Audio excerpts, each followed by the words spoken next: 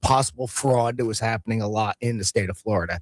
And this is one of the reasons why a bunch of insurance companies are now insuring in Florida again. Correct, Ross? Is that pretty much a little synopsis of how that worked? Yeah, things are getting a lot better. A lot of companies have opened up their guidelines back, writing everywhere.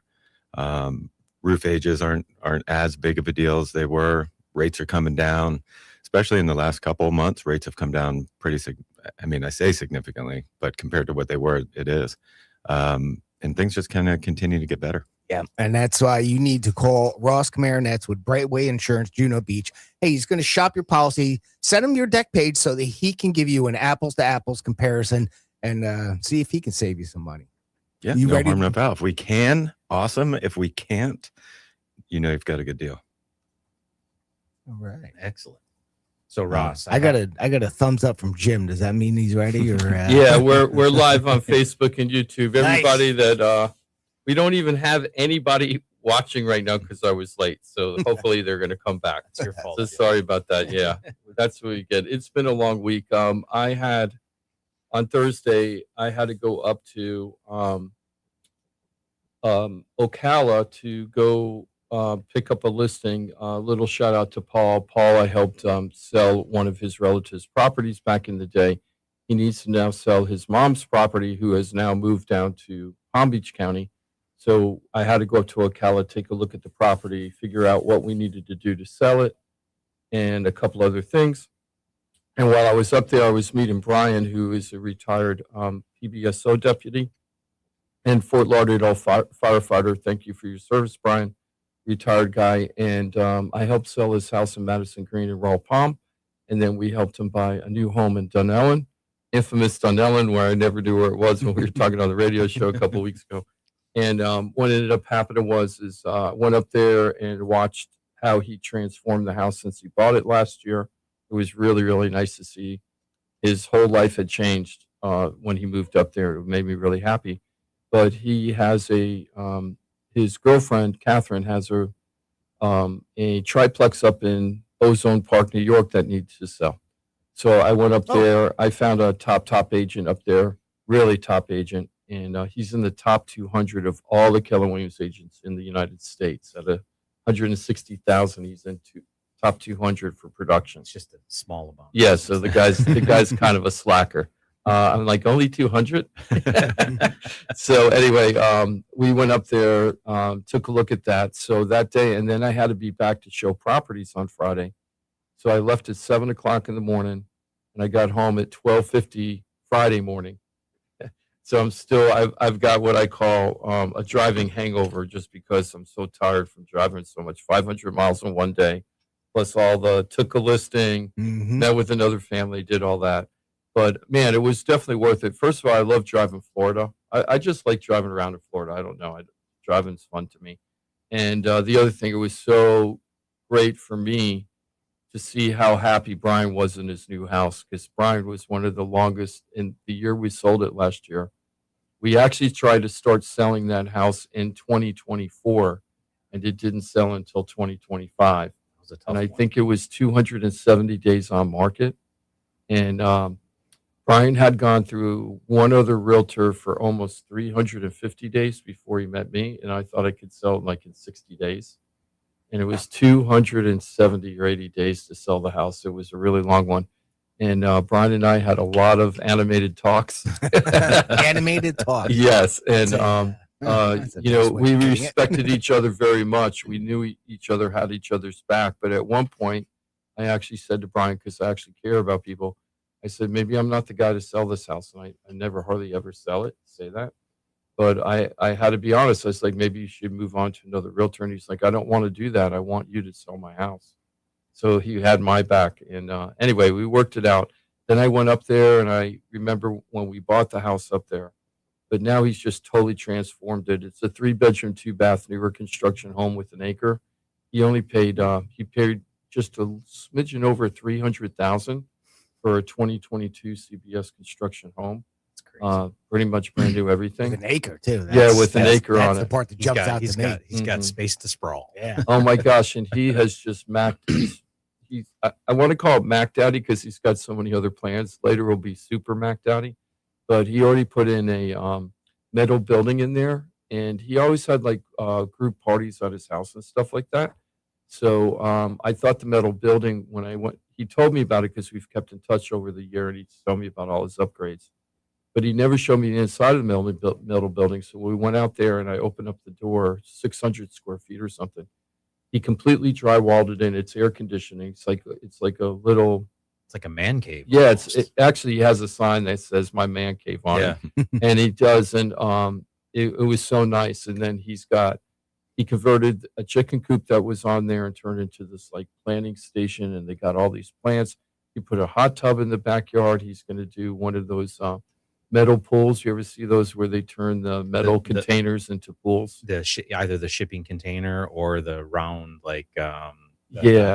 Yeah. I like a tub, almost like a metal tub, a Yep. wash tub, like. Yeah. But so he's putting that in, and he's already fenced the property, and he's still got another half acre that's undeveloped. So I'm really happy. And when I was watching all the things he had done and everything, I was like, wow, this is why I do what I do. It isn't about like how many deals you close, whether you're a top agent or not. It's like watching the people's lives being impacted like that. It was just really nice. It made me feel really good. So on the way home, even though I was tired, I felt really happy. So thank you, Brian and Catherine, for trusting me, trying to find the right realtor for you up in New York to get your property sold. And thank you, Paul, for referring me to your mom, Cecilia. Lady's 84 years old. Don't want to make her too old. She's 84 years old. Drove all the way from Port St. Lucie to Ocala. Gets to the house. No air conditioning. So when I go up there to meet her up there on Thursday, she's sweating profusely, right? Because it's so hot. And she's trying to clear 15 years of stuff out of that house to get it ready for sale. So it was she's just a really trooper. I called her a force of nature. So in order to do the listing, it was just so hot in that house. I'm like, let me take you to a restaurant. Let's go get something to eat and stay in the air conditioning. She was so grateful. Oh, and the other thing that happened is Brian is a former Puesto deputy. He's never driven in a Tesla before. So I took him in the Tesla and I had him drive. And I had him quote drive on the full self-driving. And he goes, no, I don't want to do that. And I'm like, come on, try it. So he did that. And when he was done, he's like, I can see myself buying one of these. That was kind of funny. So, and another funny thing happened. I couldn't find my car. I parked into a parking lot. I was like really tired and busy. Couldn't find the parking lot. There was another man looking for his car in the parking lot too and got lost. And we were in a parking garage. So I finally got so tired. I was like, forget it. And I hit the summon button on the car. So the car came to me, right where I was standing because I couldn't find the car. And the guy was still looking for his car. We both passed each other a couple times. We were looking for our car. And then my car drove by him while he's still looking. And he noticed that nobody was in the car. And he was like probably like in his 70s or something. And he stopped. He was so dramatic. He stopped and couldn't believe it. He was staring at the car. And he's kind of peering in the window because the car only goes like 2 miles an hour when it's being summoned. And he's looking in the car and he can't see anybody's there. He's almost touching the window. He's looking in so much, right? And then the car drives by and then he sees me like 100 feet away with my hand on my phone and the car is coming straight to me.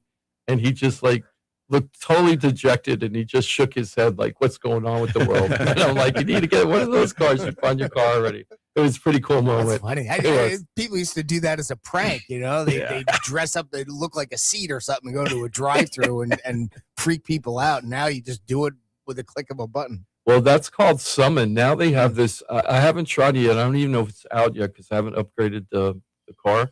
But now they have a thing like, let's say you want to go to the movie theater or it's raining or something. The car will drop you off at the front of where you're going. And then it'll just park itself. You don't pick the parking space. You don't do anything. You just walk in and it goes and parks itself. That's insane. And then when you come back and you're ready to go, go get the car, you just hit the button. It comes and picks you up again. It's kind of crazy. So,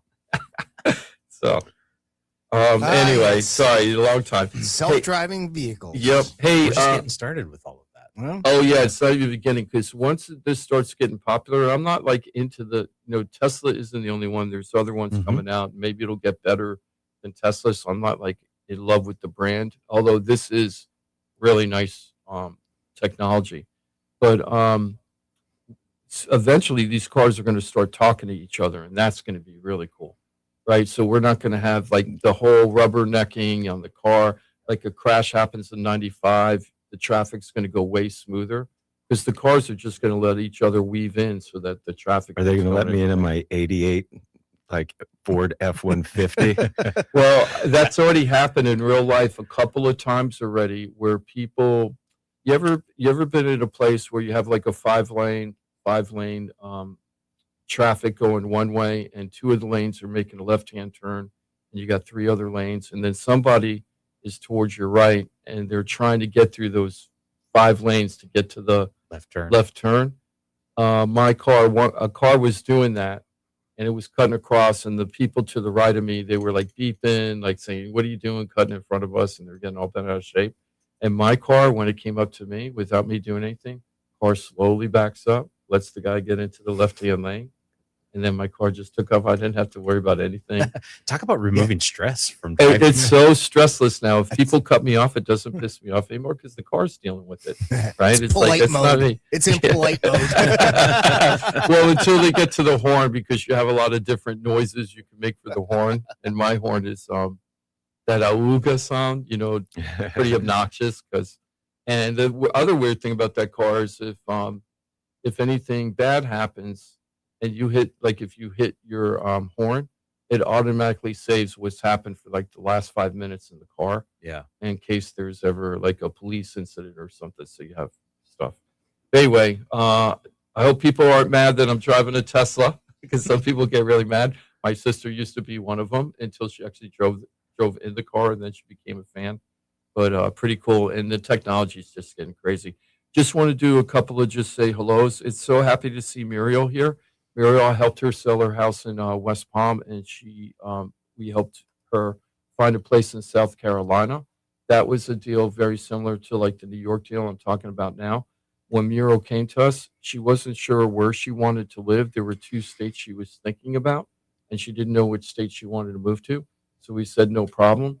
We comped her property, figured out what we could sell it for, so she had a budget. Then I found an agent in both states where she could work with in case she found something that she needed. And she decided to pick South Carolina. That agent was awesome, found her a place. Muriel's been up there, I think, 3 or 4 years now. I was going to say, that was right before my time. Yeah, and Muriel is... It's been that long already. 'Cause I remember that. I remember Muriel. What a wonderful person. Isn't she great? Yeah, she's awesome. Yeah, and she's a golfer, and I see her Facebook posts all the time, and I see how happy she is up there, and just really good things. So happy South Florida, Muriel. Maybe you'll come down and we'll have lunch sometime. Also, just want to say to Francis, longtime fan, Francis, sometime you've got to give me your address. I've tried to send you holiday cards and other things. I have no way to get in touch with you. So some way, Francis, we got to get your address. And Joseph, thank you. Good morning. Glad to see you here. And Magali, we had just talked about you, Magali. Ross was just talking about you, but I had screwed up the internet stuff. So he was talking about how you went to him for the homeowner's insurance and it didn't work out, that you had a pretty good plan the way it was. So you're going to keep that, but you had the savings on the auto insurance, right, Ross? Yeah. It was the auto insurance savings that helped out Magali. So we're here to help you. And let's roll right into that first. And later today, and I'm really looking forward to this, there were all these articles, Chris and Jimmy, this week that I saw about complaints about what's happening in the insurance industry, and that there's these big changes about 15-year limits on roofs and like the type of roof you're putting on. People are getting PO'd about that and all kinds of things. So I was saving these articles saying, oh, when Ross comes back, we'll talk about it. And I was bringing it up to him yesterday. I said, my instincts are that a lot of the stuff that I'm seeing in the news channels lately has been incorrect. And he goes, yeah, it has been incorrect. So we're going to do some Florida insurance myth busting today, later on in the show, and can save you a lot of money. And Jimmy was just talking about how much money Ross has already saved the customers this year. So you had the $500,000 goal, and where are you right now? 314. 314. So we're what is that? 60% yeah. there, 60% there. So we just need 40% more people to come to save money. Ross has saved and his team has saved $314,000 for his, not just his customers that are already his customers, but anybody that calls up and say, "Hey, give me an insurance quote. I want to see if I can save money." Now, that 314,000, Ross, is that just homeowners insurance or all types of insurance policies? All types. So Good, good. auto, home, even a little bit of commercial. Yeah, and auto has been seeing pretty good price drops lately, also. Yeah, absolutely. I mean, a lot of carrots. It's what they call a soft market. So everybody's wanting to get more of that market share. All the companies are profitable. You're seeing even some homeowners insurance companies are kicking around the idea of entering the auto market in Florida. Huh. Wow. That's interesting. So we went from run away from Florida, running away into the night, and now they're coming Florida. back. It's like, take me, right? So things are changing, and if you watch the news too much, and I used to be a former media guy, and the information that's being put out there on some of these issues is just like, it makes my jaw drop. That don't you guys do any research whatsoever before you just put opinions out on there? It's like news isn't just news anymore. Even on the local level, it's a little depressing.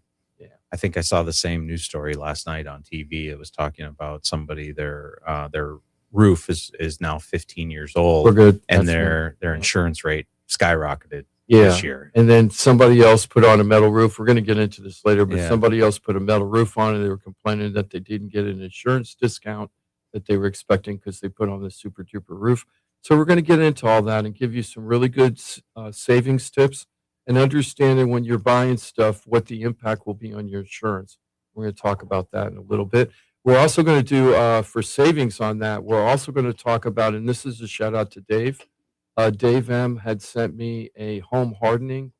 Remind me about the tax breaks for all the home hardening features you could do for hurricane protection and how much tax savings there are. So we're going to talk about that through the tax savings. But we're also going to say, if you put impact windows in, how much insurance discount will you get? And we're going to talk to Ross in general about that stuff and find out what's going on. Now, we have a really, really big announcement. I'm really excited. Next Saturday, we're going to have Dorothy Jacks, the Palm Beach County property appraiser, on. Dorothy's been a friend of the show for a couple of years now, and she's been on our show twice before. Once when we were still in the COVID phase, when we weren't in studio, and then when we had her on the second time, I thought she was going to come in through StreamYard, Zoomy type of thing. And she's like, no, I prefer to come into the studio. So I'm always going to be a big Dorothy fan just for that. But Dorothy's going to come on and she's going to answer questions about what would potentially happen if the if the new referendum coming up to Amendment 3. eliminate Florida property taxes, how that would really affect us financially. Now, in a way, she doesn't have a stake in this fight because she's the property appraiser. So all she is basically a number cruncher to make sure that we're collecting taxes properly in the county and that the property tax rates are correct. However, she does see how this will affect municipalities and counties if this law goes into effect. So she's going to come on, but it's going to be for informational purposes only, guys. And I'm setting the agenda right now. This isn't a red blue show. We try not to do that. We respect everybody. You could have your opinion. Other people could have their opinions. We're going to be respectful. So we would love to have your questions on the air when she comes on next week. But it's going to be facts. It's going to be what will happen, not opinions about it, because that's for you to decide. That's when you go to the voting booth and you decide, am I going to vote for this or not vote for this? But at least you want some facts involved, and this will be a really great person to give us some real concrete information on this. And I'd love to know any other questions that you guys have. So if you have any questions that you would love Dorothy to answer, you could always call us next week and call us on the hotline. And you could call us right now, 877-927-6969, and we'll take your call on the air. But we could take your call live on the air next week, or you could just send an email to us through floridatalkrealestate.com and fill out the contact form and say, hey, hey, Jim, I'd like you to ask Dorothy this, and put the questions out there. And we'll go through those and try to get as many of them answered. I want to talk to her about my idea about saving money for insurance because Johnny last week, Russ, you were here the week I came up with the plan to solve the Florida Florida tax problem for homesteaded. Were you here that week? Maybe. Okay, so what I had is my plan was, right, this is the idea I came up with. Okay, so let's say Chris has a home and he's lived there 15 years and he's been homesteaded protected. So his tax rate is way lower than it would be if it wasn't protected. And then I'm coming to buy Chris's house, and my intent is to buy his house and turn it into a homesteaded property. It isn't a second home or an investment property. I'm moving to Chris's house. Well, the way that works is in today's real estate market is that the taxes get to reset once Chris leaves and I'm buying that house. It's a one-time reset as long as that you apply for the homestead exemption, and now your taxes go up pretty big that 1 year, and then after that it's capped to no more than 3% a year. Well, what would happen is if somebody has a homesteaded property and the new homesteaded buyer comes in and they get to keep the rate that Chris has right now with no increase, and then keeps that cap of no more than 3% a year. Now, this would only be for people that are going to be doing homesteading, right? Not for secondary properties. But if you did that, it would make homes so much more affordable for these homesteaded properties. I'm just going to be transparent. I just bought a place for myself a couple of weeks ago, and the tax bill is about $3,800 a year. But my tax bill, once the tax calculations reset, is estimated to be closer to $7,600 a year. So that comes out to about $325, $300 to $350 a month more on my mortgage payment. And we know that every $5,000 costs you of loan costs you $30, right? So saving $300 a month from your property insurance, property taxes, that would be a huge savings to boost my purchase power or just make my home more affordable. And my argument, and this is what I'm going to ask Dorothy, is they're already surviving on Chris's tax bill already. So by increasing the tax bill, you get that bump, which is great for the county, the municipalities, and everything. But it kind of stinks for the homeowner, right? And you're already affording your budget on Chris's. Why are you jumping at almost double for the new guy that's coming in? And if you save that, it might end up making things way more affordable, and you're affecting people that want to stay here and not buying second properties. When I put that out, were you there that week when I put that out? No, but where do you draw the line? What do you mean? Like, so, okay, so you put that into effect today. Mm-hmm. Chris has been in his house for 30 years. Mm-hmm.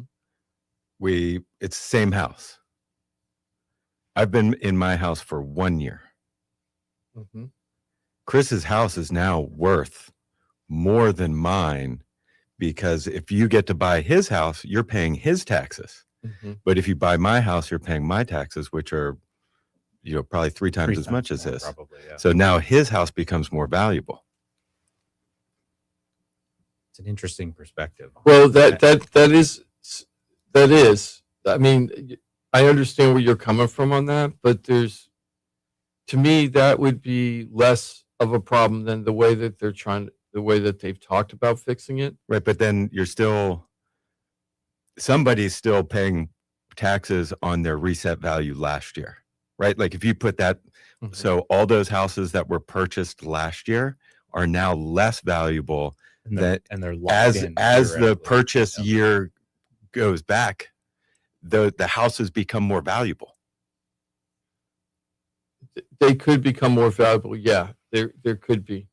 I feel like I forget how they were going to plan on the way they were doing it before, which is kind of what's happened with the referendum, because the referendum changed a couple of times. But the way they're doing it now, the way that they're trying to do it now, where they're just going to go across the board and increase the homestead exemption hopefully up to $500,000, which means that I think what did they say? It was 60 something % of the people would pay no non-ad valorem on ad valorem taxes. But when you do it that way, it just seemed to me that the cities were going to be in bigger trouble that way because you're taking away future taxes from them. The way I'm looking at it is that if you could afford, my big argument is when we see the tax bills changing a lot from the property appraiser setting new assessed values and market values. Some of those years we see neighborhoods where you're seeing 24% increase. I saw one recently, 32% increase from 2022 to 2023. It's not like those properties just became 30% more expensive to manage. Exactly. So that's my argument. Yeah, no, that would be, and where it's good where that do you you bring draw it. the line? Exactly. Right? Because all I the get people it. who bought their house last year now Yeah, have this crazy tax burden compared to, the guy who's buying his house tomorrow. Yeah. And I get that, but There's actually a solution for that. what do you think? So you could basically reset everybody's baseline starting point retroactively to like 5 years prior or 10 years prior. So essentially what you're doing is those that have bought within the last 5 or 10 years are getting the opportunity to get on a better balance with those from like say 20 years ago. So is it 100% somewhere even draw a and line. fair? Yeah. Maybe not, but it creates ultimately what needs to happen for something like that to work is there has to be a level, like a baseline event. So everything has to become on a level playing field to be able to, make it fair moving forward. Yeah. And then it would cycle over years. It would cycle up to become more even to work that way. But at the end of the day, all you got to just say is, all right, we're just going to lower our tax rate. Or you can still pay taxes, but we're just going to lower it. So here's the thing that I find interesting. So if you look at revenue intake by the state of Florida, somewhere between 64 to 70% of the revenue is non-homestead properties. So these are all second properties, investment properties, et cetera. Only 36% of property tax revenue is homesteaded properties. The one thing that I don't feel has been really, everybody's crying, oh, we're going to lose all these services. We're going to lose all these services. But we're actually talking about a person, it's affecting a smaller portion of the totality of the budget, right? It's not the majority of the budget.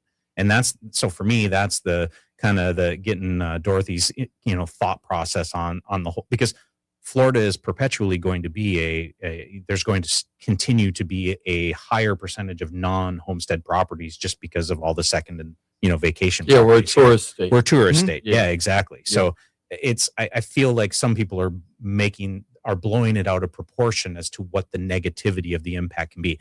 Not just, I totally agree that there is going to be some negative impact in some way that we don't maybe fully understand yet.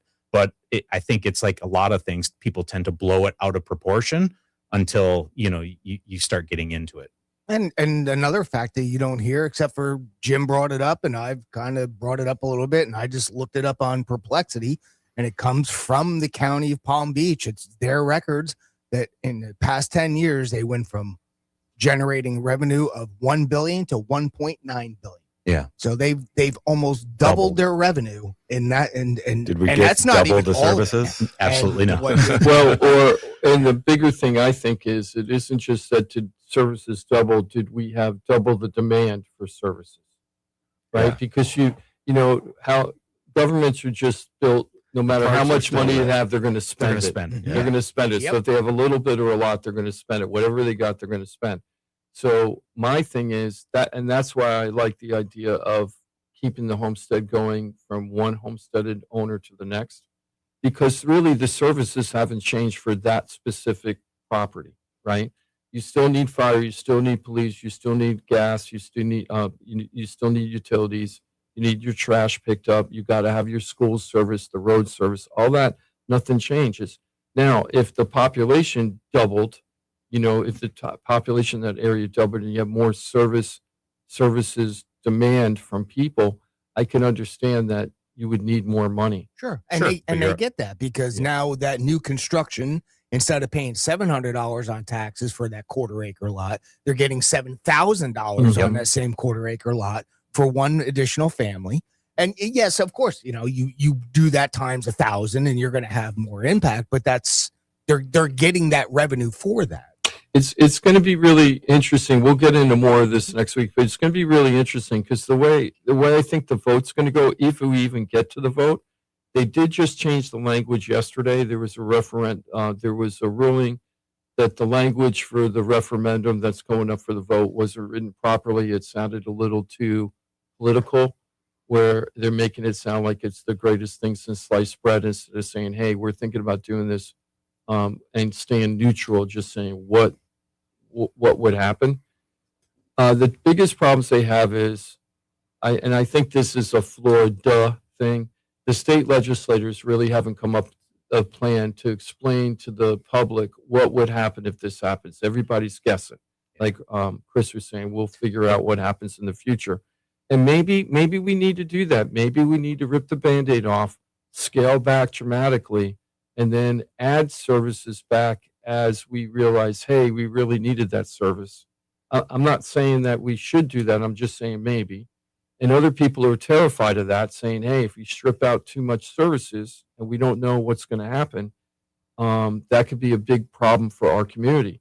What I'm more worried about is the people at risk, the Meals on Wheels people, all of that stuff, the lower income people that really rely on services, the kids in lunch programs and things like that. All of these things I'm just really worried about affecting. And I'm a big middle out guy. I believe that you should give most of the tax benefits and tax breaks to the middle class because they're the spenders, and let them you give them the benefits, let them spend the money as they're going to spend it.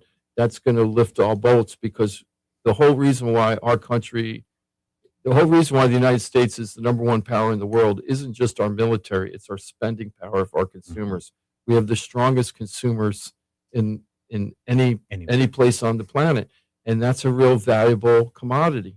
So if you give those resources to that group of people, they're definitely going to spend it. They're not going to be putting that money in. They're not going to savings rates aren't going to suddenly surge. That might be part of the problem. It might be, but it would be a much more egalitarian way to lift all boats, because then the consumers are deciding what they want and what they don't want, as opposed to the federal government being given huge tax deductions to these big corporations or groups and letting them decide how they're going to control the market.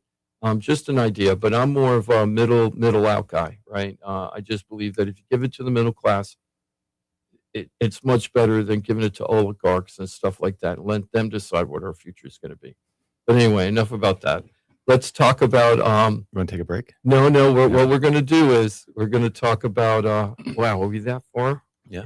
I can't believe we're that far. Holy moly. We went off on a tangent. I'm so sorry. Yeah. I'm really tired, guys, so I'm dragging it. I'm not keeping in touch with everything. But let's go ahead. Let's go ahead and take a break. Okay. And then on the flip side, everybody can call us up and make fun of ourselves about the raffle that we tried to do last week. It is still alive, but it is not the way that we thought it was going to happen. We're going to talk about that and how we're going to fix it and how you can participate.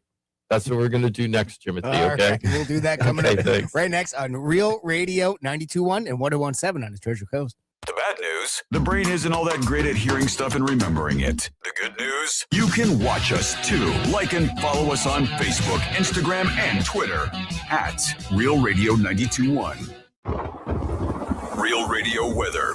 I'm meteorologist Charlotte Carl with CBS 12 News. Hot and humid conditions continue through the rest of your Saturday. A heat advisory will remain in effect through 7 p.m. this evening, so keep taking your breaks in the shade and drinking your water. Rain chances will drop out of the forecast this afternoon and through tomorrow, thanks to some more Saharan dust. This report is sponsored by RockAuto.com. Oh, Ben Tyrod, what are you going to do? I'm way ahead of you. I'll be on rockauto.com before you can even finish this commercial. He's right. RockAuto.com. Parts when you need them. All the parts your car will ever need. Rock Auto. This is Real Radio 92.1 and 101.7. Real talk for the Palm Beaches and the Treasure Coast.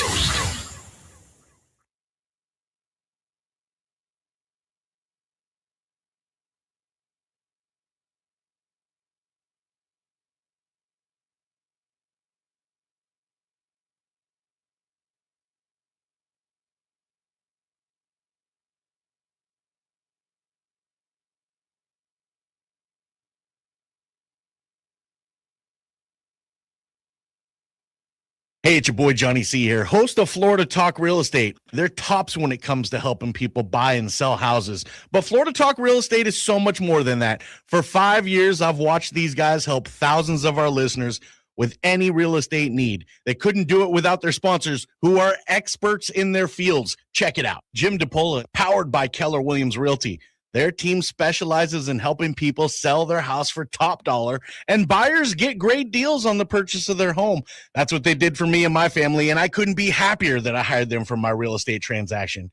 Mike Rao from the mortgage firm is one of our favorite guests on the show, and he is the mortgage guy. Whether you're looking for a refi or a mortgage to purchase a new home, Mike Rao will get you the answers you need. The mortgage firm is licensed to do loans in Florida, Alabama, Tennessee, and Georgia, and they have local offices that cover all of South Florida. So if you're thinking about a refi or a new mortgage, go to the mortgage guy, Mike Rao, and find out what he can do for you. The Mortgage Firm, Inc., NMLS 189233, Florida license MLD 78, equal housing lender. The law office of Paul A. Krasker has been specializing in real estate law for nearly 25 years and has the professional team you need.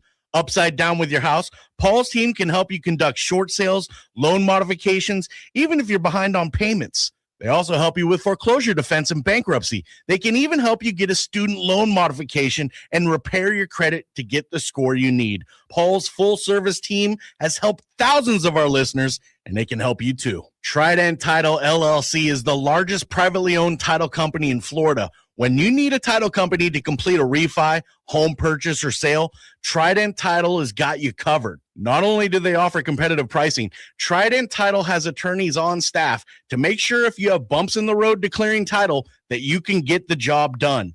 Beware, not all title companies in Florida have attorneys on staff. Trident Title does and complies with all the new federal regulations released last year. Ross Camaronets, owner of Brightway Insurance, has been helping our listeners get great rates on homeowners insurance plans. Haven't checked your homeowners insurance policy in a while? This is a great way to help reduce your monthly mortgage payment. Ross can also help with renters and auto insurance. Ross is only a phone call away and can usually get the answers you need same day. Call Ross today at 561-425-6228 or drop by his office at 873 Donald Ross Road in Juno Beach. So now you know why I'm happy to be part of the Florida Talk Real Estate Show, the longest running real estate show in Florida. And all these sponsors are just a phone call or a click away. Just call 888-973-7828. That's 888-973-7828. Or go to floridatalkrealestate.com. That's floridatalkrealestate.com. And don't forget to use the most accurate search engine to find your new home or ask for a free home valuation because floridatalkrealestate.com has you covered. That's floridatalkrealestate.com. This is Real Radio 92.1 and 101.7. Real talk for the Palm Beaches and the Treasure Coast.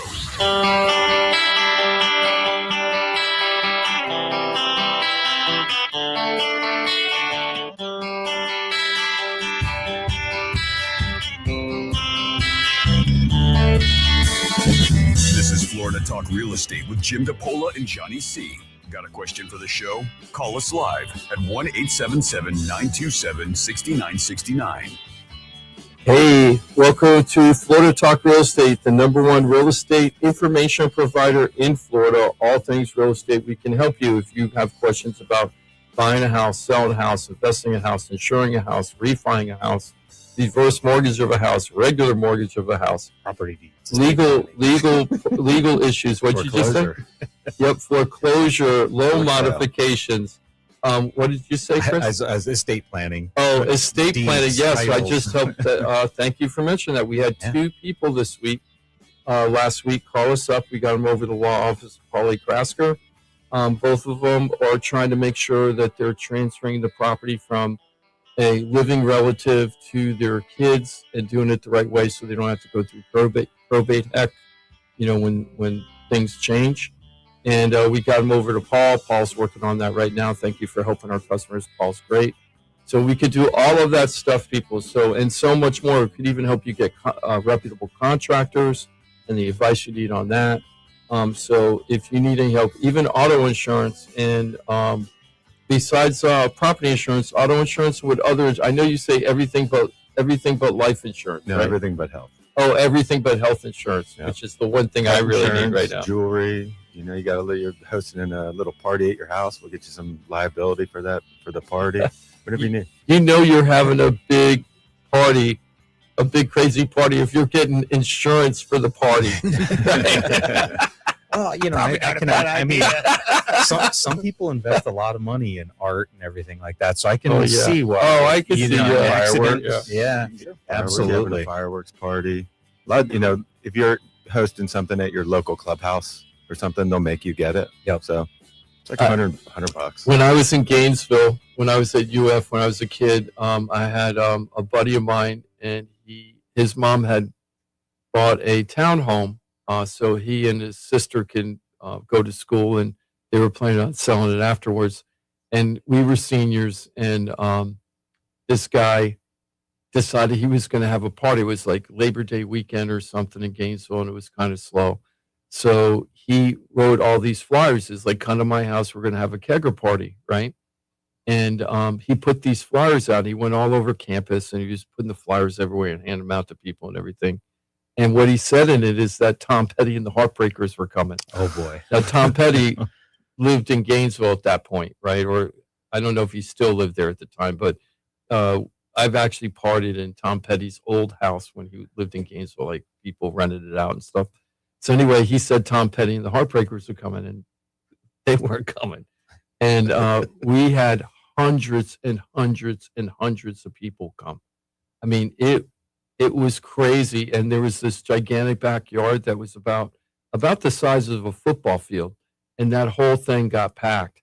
And he bought bushels and bushels of oysters. And we were cooking the oysters on the grill. And everybody was dropping the oyster shells everywhere in the house.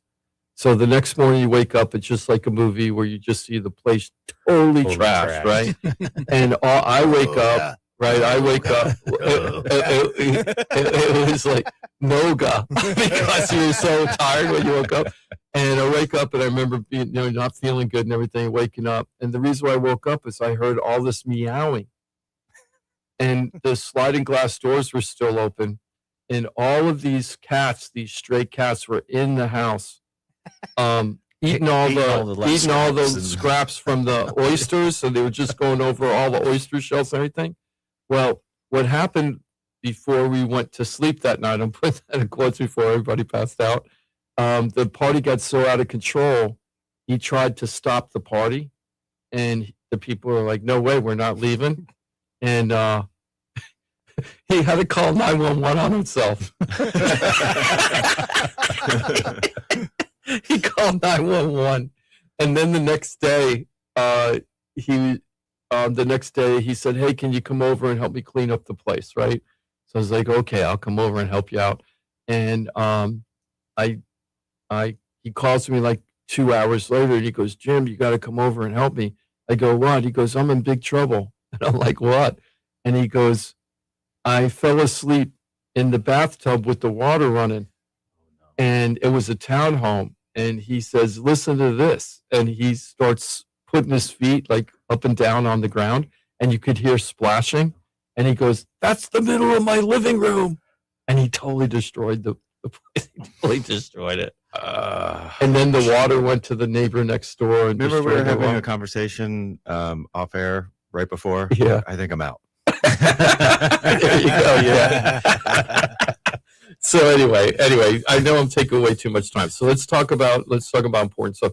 Important stuff. Let's talk about the raffle, guys. Our big messed up raffle last week. So let me just give you a roundup about that. So we came up with this idea. Wells Fargo came out with this survey, and only one person out of 2012 surveyed, only one person got all 12 multiple choice questions correct. I'm sorry, I'm burping. I got hiccups. And only one person got all of them right. So I was thinking about when I was driving home, I was like, oh, let's see if the audience, how they'll do on this 12 question multiple choice thing. So last week we came up with this idea, and Chris made some tumblers, some coffee tumblers with some of our logos and everything on it. And we're like, hey, the first 25 people that take this survey, we'll give them a tumbler. And then everybody that takes the survey will, doesn't matter the score they get or anything, just checking out the survey, they'll be involved in a raffle ticket where they can get a $100 gift certificate. So today we were supposed to announce the 25 people that were getting the thermoses or tumblers, and also the Amazon gift card. We sent out the email last Monday, all excited, and then I started getting the emails back. Hey, I can't open up the link. Hey, I can't answer the questions. Hey, I can't do this, can't do that. I'm like, what the heck? Because when I used it, it was working fine. But when we sent it out through mass email to all of our people in our database and everybody asked for the email system wasn't working right. So you can't open up the survey. So the whole thing turned into a complete mess. So now that we had to do Chris to the rescue, because I suck at technology. So Chris, tell me how we're going to fix this problem. So yeah, no, I've rebuilt the survey, and I'm going to embed it on a page on our website here the next day, over the next couple of days. FloridaTalkRealEstate.com. FloridaTalkRealEstate.com. Yeah. So what we'll do is we can send out the link to just go to our webpage, and you can have access to the survey there to be able to participate on everything. So we'll make sure everything's working here, today, tomorrow. And we'll give it a couple of test flies, make sure it's still working, and then we'll go ahead and relaunch it next week. I was so proud of myself when I put that whole thing together, because I actually created a clickable link and everything, and I was like, wow, I'm really learning how to do stuff, and then the whole thing turned into a mess. So we'll get it. Anyway, everybody, I'm sorry. I'm sorry that we don't have the results like we promised today, so this is what's going to happen. We're going to fix this all next week.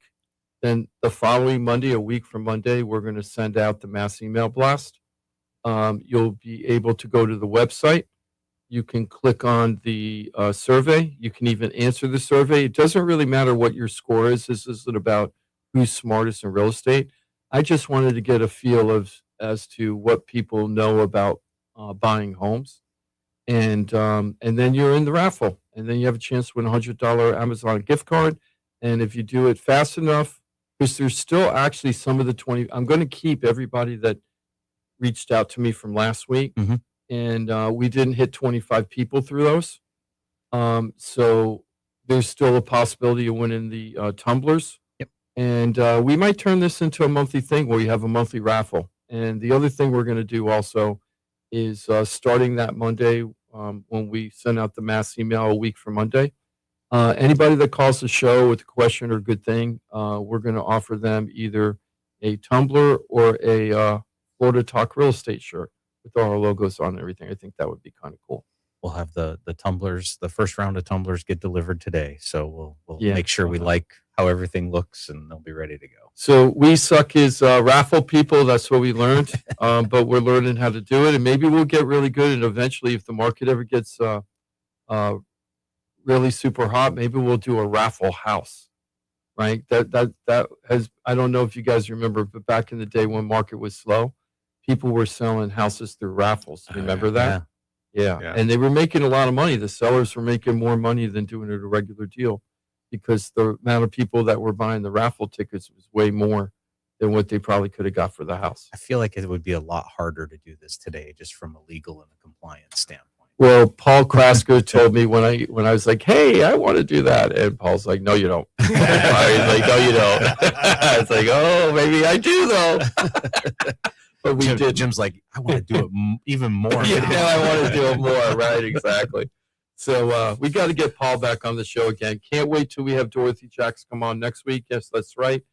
Dorothy Jacks of Palm Beach County Property Appraisers is going to come on, and we're going to talk about this new referendum about Florida property taxes and get some really good information that's non-political about what will happen if this if this referendum is passed, and if it isn't, and the pros and cons of all of it. And we're going to talk about it, but it's going to be strictly financial, not political.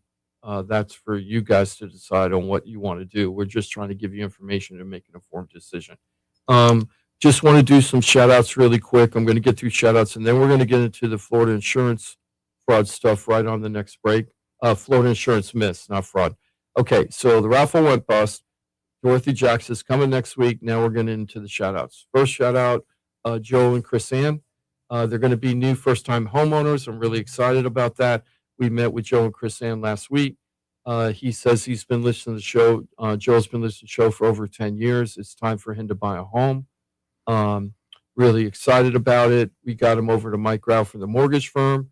They got the app set up. Last week, me and Chris had a very long meeting with Joel and Chris Ann and went over the whole home buying process. It was a very, well, I got my fingers crossed here. It was a very productive meeting because I don't want to get into all the specifics, but they're on a tighter budget and they really would like to have a single family home, but if they can't, they're willing to take a townhome or a villa or something if they have to. Mhm. Well, we think we found out a way where they can get that single family home because they were more open to their geography. Yep. So that really helped out a lot. As we get closer, we'll tell you the story of the journey that they're going on to find their first home. But thank you for trusting us. We're going to be working with them next week. Also, John and Lisa called us the same week to also start their home buying process. To be honest with you, I thought John and Lisa were actually better candidates in a way because they saved a huge amount of money for their down payment. Lisa also, because of her profession, is part of the Hometown Heroes Down Payment Assistance Program. And I'm like, these guys are rocking it. They're doing everything right. The only problem that we had is that John worked in a profession where he was paid a weekly paycheck, and now he's decided to go out on his own. So now he's self-employed, and he doesn't. Got him over to Mike, and he doesn't really have the track record financially yet in order to be loan worthy at this point. So I had a long conversation with him yesterday, Chris. I didn't get to talk to you about this. And they're probably leaning that they're thinking that they're going to go ahead and rent for a year and then buy next year, which, that plan will work. And if that's what we have to do, that's what we'll do. And he thought that because he didn't get the loan, that I wouldn't even call him back. Can you believe that? And he goes, wow, I'm really glad you called me. And I go, of course I'm going to call you. It isn't about whether you could be approved or not. It isn't like a pass-fail test with me. We're here to help you. And if you can't buy right now, we're going to figure out the path to get you to home ownership. So that's what we're doing right now with him. I think that we're going to have many opportunities for his rental property that he's looking for.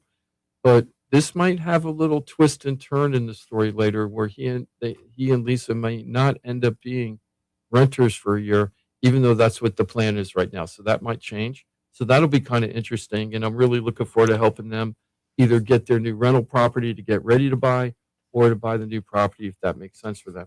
Also, that's a little pro tip. If you're thinking about buying a house within the next year, now's not the time to start your own business.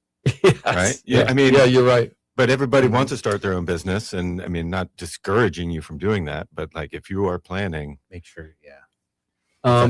or talk to somebody about the business that you're starting. Is it going to Mhm. transfer with your experience? Yeah. Yes. Well, in their situation too, he had started the business, but there were forces beyond their control that they had to have to vacate their current property. So they weren't quite going to buy, but then there was a external situation. They had to be out of the place that they were in. So that kind of forced their hands. And so, we'll work through it. Well, the universe is slowly nudging them to home ownership. So that's what's Exactly. happening right Good. now. So I'm really excited. And it was really good to talk to John yesterday. He was really happy to hear from us.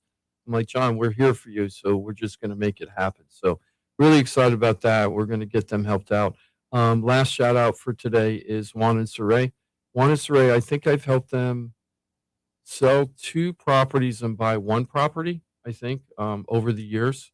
And now it's time for them to sell again. And now they're going to be moving to Central Florida. So we're going to be selling their acreage home. I'm really excited getting this one on the market. Really nice home. One of the close to acre and a quarter, 3-bedroom, 2-bath, single family CBS home, acre and a quarter, got a pool, screened in. House is in really good condition overall, and really looking to put that on the market and helping them move up to the Orlando area where we're going to help them find a place up there too.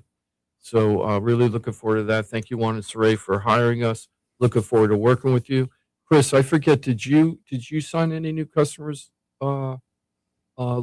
just last week, not over recently. No, there were a couple of see. carryovers I know from the that- week before. Yeah, and I know that you have one that might be doing like Yep. buying and selling. So Correct. Yeah, but that's not. We're It's still set in working through stone that. yet, Yeah, it's yeah. not set in stone. So we have a bunch of stuff, and one of the things you got to understand when you call us, sometimes people don't want to call us until they come up with the answers in their plan, and that's a way to do it and everything. But if you're really confused and you're not sure what you don't know, give us a call. We'll give you that free consultation for sure, and kind of come up with a plan that will work for you.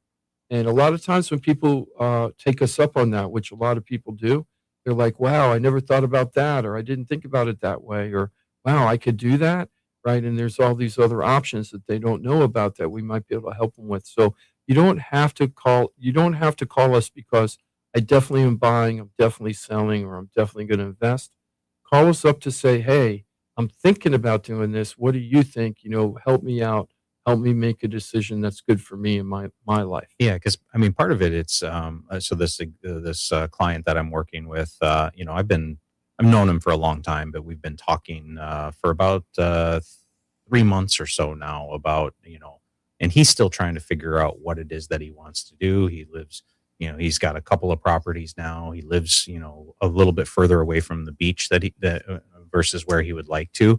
So it's a lot of it is just been going through. I don't think he really fully understood what he could do, whether it required him to sell his house or not.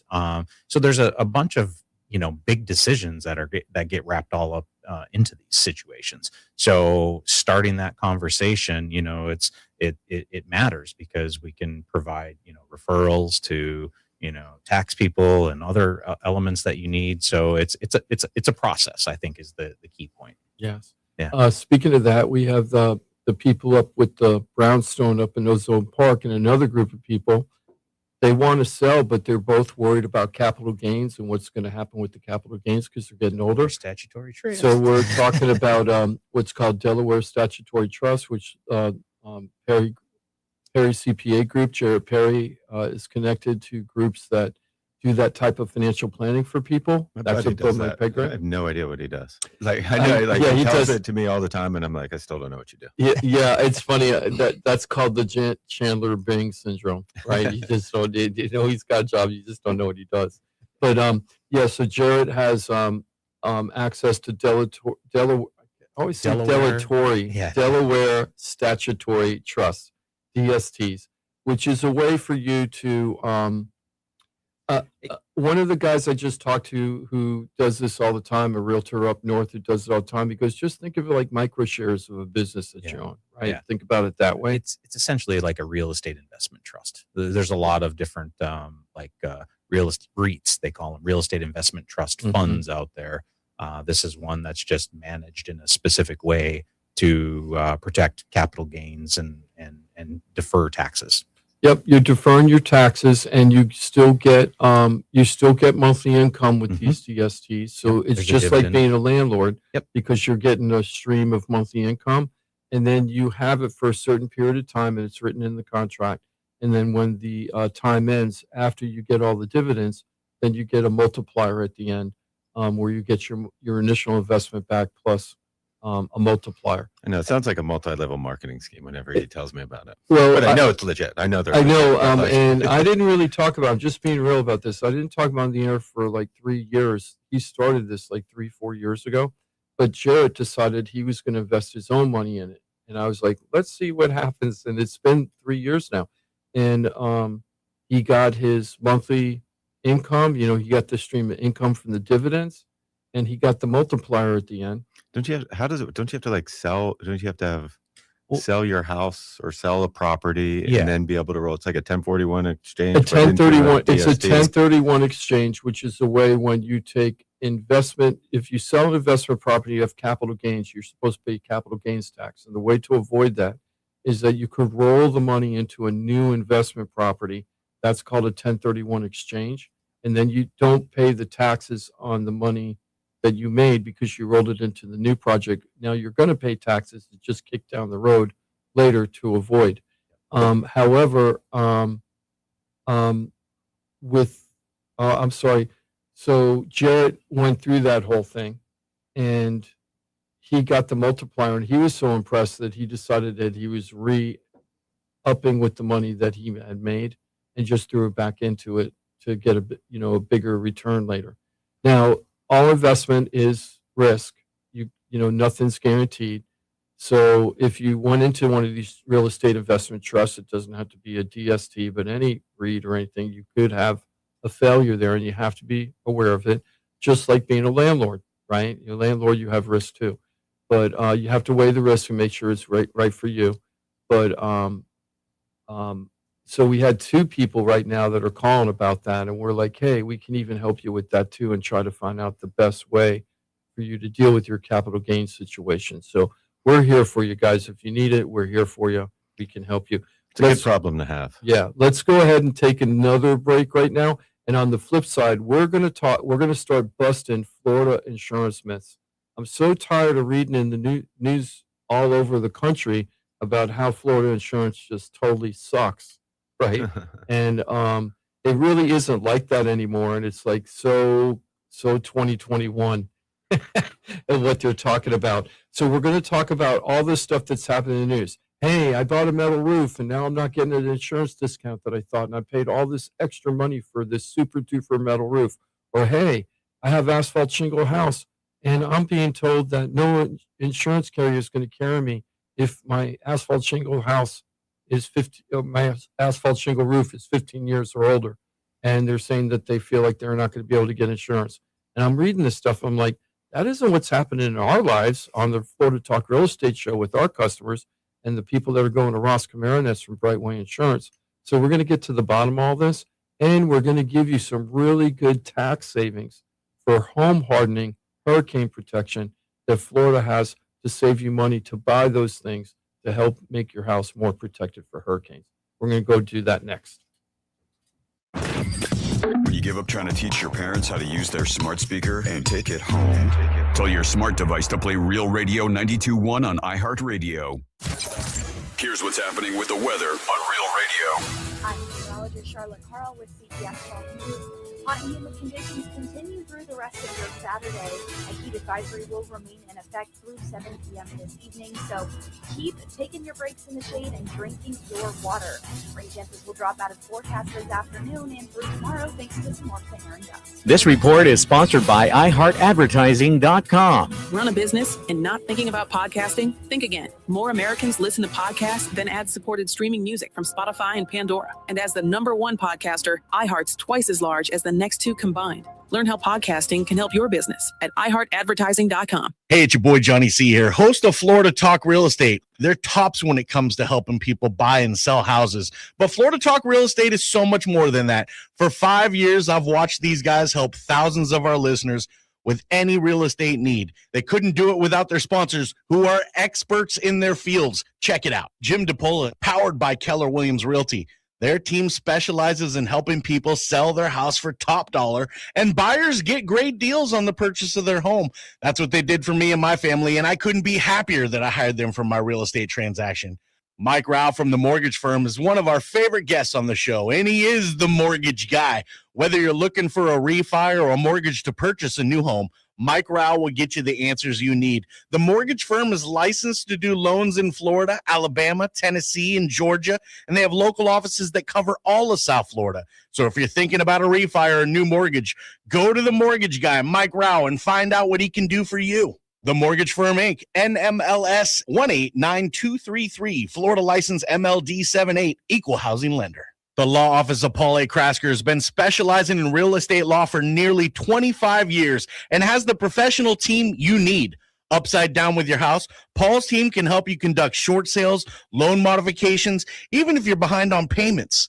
They also help you with foreclosure defense and bankruptcy. They can even help you get a student loan modification and repair your credit to get the score you need. Paul's full-service team has helped thousands of our listeners, and they can help you too. Trident Title LLC is the largest privately owned title company in Florida. When you need a title company to complete a refi, home purchase, or sale, Trident Title has got you covered. Not only do they offer competitive pricing, Trident Title has attorneys on staff to make sure if you have bumps in the road declaring title that you can get the job done.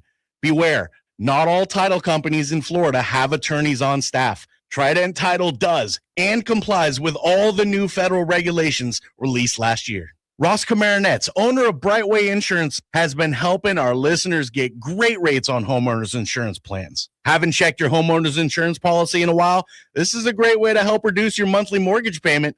Ross can also help with renters and auto insurance. Ross is only a phone call away and can usually get the answers you need same day. Call Ross today at 561-425-6228 or drop by his office at 873 Donald Ross Road in Juno Beach. So now you know why I'm happy to be part of the Florida Talk Real Estate Show, the longest running real estate show in Florida. And all these sponsors are just a phone call or a click away. Just call 888-973-7828. That's 888-973-7828. Or go to floridatalkrealestate.com. That's floridatalkrealestate.com. And don't forget to use the most accurate search engine to find your new home or ask for a free home valuation because floridatalkrealestate.com has you covered. That's floridatalkrealestate.com.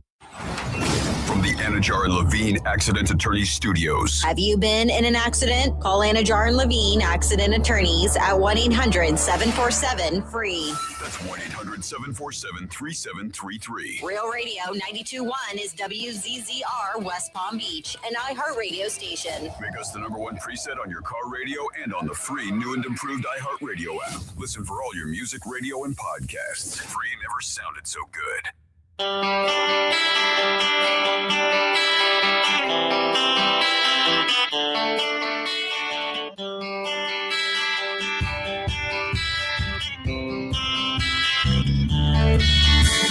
This is Florida Talk Real Estate with Jim DePola and Johnny C.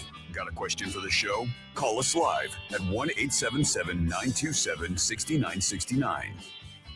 Hey, welcome to Florida Talk Real Estate, the #1 information provider, all things real estate in Florida. This is Jimmy D. Johnny C is out. I know you miss him. I do too. I'm very tired. I wish I wasn't Johnny C today, but I am. And I haven't even introduced anybody the whole show today. I didn't even realize. Did you do that, Jimmy, when I was having problems at the beginning? Not really. I mean, Yeah. So we've had strangers on the show the whole day, right? So I'm Jimmy D. I'm the host of Florida Talk Real Estate, in case anybody's new. And I also run a team called the Florida Home Pros with Keller Williams Innovations. And we have also Ross Kamaranets from Brightway Insurance, Juno Beach. Hey, Ross, how are you doing today? Doing good. I know. They're making doing fun of me, awesome. man. He's having so much fun with this. And only Juno Beach. That's the Only office you Brightway. should go. Only Brightway is only Juno Beach. Only the Juno Beach one is what you care about. As far as we're concerned, there is no other Brightway insurance other than the one in Juno Beach, because that's where Ross is and his crew. And we've got Chris Peterson, also part of the Florida Home Pros with Keller Williams Innovations. Good morning, Chris. How you Good doing morning. today? I'm doing fantastic. Good. Hey, when you went up to Orlando recently and you drove back, which isn't that bad of a drive compared to what I just did you do it all in one day? Mm-hmm. Yeah, you weren't that tired afterwards? I mean, it's a long day. Yeah. But you went a little further. Yeah. So It was just crazy. that much more work. Yeah. So let's get into Florida. We're going to be doing the raffle again in case anybody missed it. Is waiting for the raffle announcement. We just went over a whole big thing just before this break about what's going on with the raffle. Basically, short version is a week from this Monday, we'll be sending out a new email blast and starting the whole thing all over again and doing it the right way. I hope this time. I hate technology. We're going to call it the raffle reset. Oh, that's a good raffle reset. And then once we get this whole thing fixed, I think we're going to do it as a monthly thing where people that call in the show and interact with us will be part of that raffle. And we'll have a monthly raffle off, if you will. Okay, let's talk about. Just throw in there too. There's no purchase or anything like Oh, that. yeah, everything's It's not like free. there's money involved. Yes, and with this particular this first raffle, it's going to be based on a survey that you're going to take, but it doesn't matter what score you get on the survey. So it isn't like who's the smartest survey taker is going to win. It's just take the survey and you're in, and you win a chance to win the $100 gift certificate from Amazon.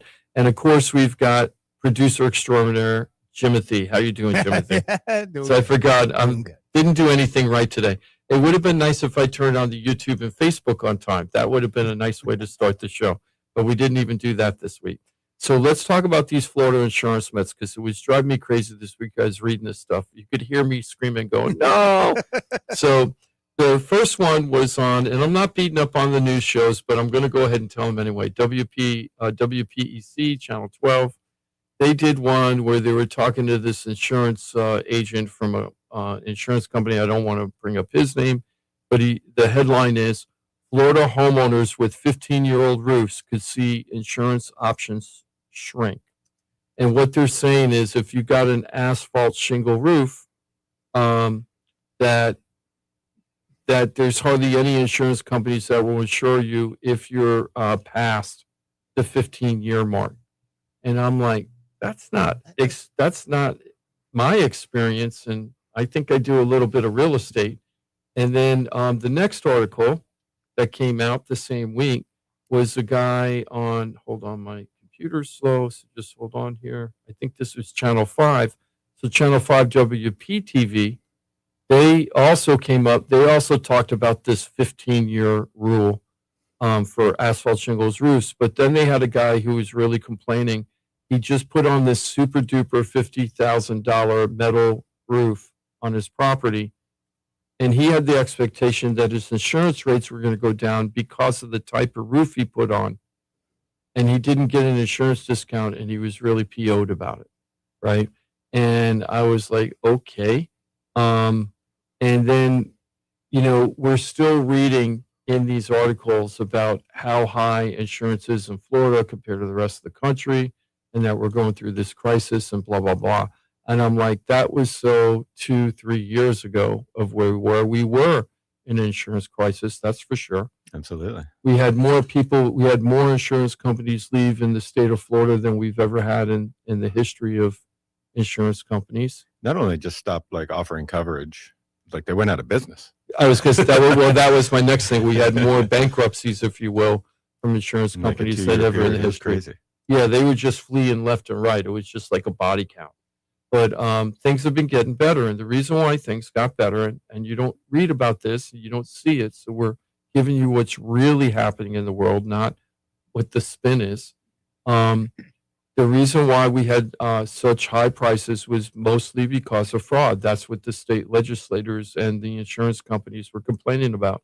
So they put in a bunch of legal protections to basically protect the insurance companies away from fraud, and created a bunch of regulations. And Ross told us, I think they were put into effect in 2023, maybe 2022, somewhere around there. And Ross was like, give it 2 years, give it 2.5 years, and everything's going to start smoothing out. And I'll be darned, that's exactly what happened, and which is exactly what the insurance companies thought was going to happen too. Now, we've been very blessed that we haven't had really a lot of hurricane issues on our side of the coast during this time, which made things even better for us because we haven't had a big one in a while. So, but even if we get a big one, the difference between the litigation and excessive, maybe fraudulent lawsuits and the big hurricane is the insurance companies are able to insure what's called reinsurance for hurricanes. So they couldn't, there's no reinsurance. There's no way fraud to reinsurance? ensure, how often you're going to have to pay the plaintiff's attorney's fees. Yeah. Right. So even if we get a big one, it's not devastating, like what we went through 3-4 years ago. Mm-hmm. It's not good, but it's not like, oh my gosh, we're doomed. Yeah. And Ross has also, just to break some other myths, Ross has also mentioned to us many, many times that citizens insurance, which we always thought is insurance of last resort, was always not funded properly. And if we had a problem, that they wouldn't be able to cover the bills. And Ross has never believed that. I used to believe that. And Ross is like, no, it looks pretty. I mean, you're not an they expert. buy the but- reinsurance and, Right. the billions of dollars. I mean, the good news is, I could probably count on one hand how many citizens policies we've written since December. Yeah, I remember a couple of years ago, it was like Citizens Citizens, that you was call up, almost it's every like, hi, policy. this is Citizens Insurance Claim, this is the Citizen Sign Up Center. That's all we got. We don't have anything else. Yeah. Right? That's the way it was. It was. Citizens. And now it's hardly ever citizens, which is great because we have private companies way it's willing to supposed to take on the risk. And we are using them the way they are supposed to be used, Mhm. and we're back to a normal market, which Right. is really good. Yeah, it's really nice. So this whole thing about, the insurance market being really, really bad and the drag on the real estate economy. Now, look, insurance isn't cheap. I'm not trying to make it sound like, it's super discount, but it's manageable now. Let's just put it that way. It's kind of manageable for most people. And we've seen premiums go down. Ross has already saved $314,000, you said? Mhm. $314,000 in savings for people that called up Ross and said, hey, I want an insurance quote, see if I can get an insurance discount. And it's happening all the time. So don't make it, if you're thinking about this, or if insurance is really affecting you, give us a call and see if there's a way that we can find other options for you, because some of these insurance agents that are telling you if you're asphalt. So let's go into this first thing, asphalt shingle roofs. Just in case people don't know, asphalt shingle roofs are sometimes called single tab or triple tab or dimensional shingle roofs, right? So they have the little granulations all over it, and sometimes it kind of looks like shaker roofs. When I first started on this show, Chris, back then, they would give you at least 20 years life on an asphalt shingle roof when we first started the show in 2012. I mean, to be honest, Mm-hmm. some companies were doing 15 back then. Mm-hmm. Some companies were doing 18, Mm-hmm. and the most was 20. So this isn't like new. Right. Well, go ahead. Go ahead. No, I go was ahead. going to say the disconnect, I think, is that so the manufacturers of the asphalt shingle roofs, Mhm. they warrant them for 30 to 40 years. up to, I think it's 25 years now. Oh, it used to be 30 well, it to depends on 40. where you are. The closer you are to the coast, it's slightly lower. I had to go through this with my house in Hallandale. I think it's if you're within a certain distance from the coast, it's like the warranty period is reduced some, and then if you're further away, it's actually the normal, right? But that's a manufacturer's warranty is totally unrelated to insurance, criteria, right? Or insurers, underwriting criteria. Exactly. So that part, I didn't know about how they changed the manufacturer warranty life of the roof. But what insurance companies care about is called useful life. Mhm. And what that means is that they have to determine that the roof is in good enough condition to withstand windstorms and things like that, and that it's not leaking. And just because your roof has a manufacturer warranty of 25 or 30 or 40 years, the insurance company doesn't really care about that as much. They just want to know the roof is sound and can take the next storm and be ready for the next storm.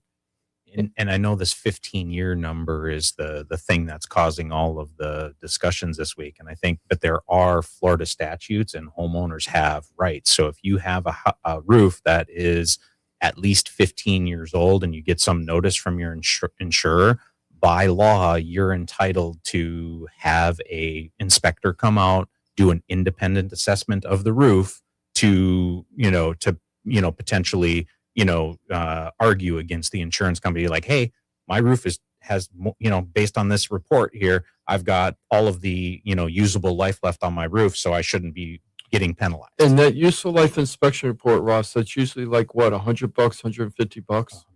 So, I mean, that. a lot of the times it can be the page 4 of the 4-point.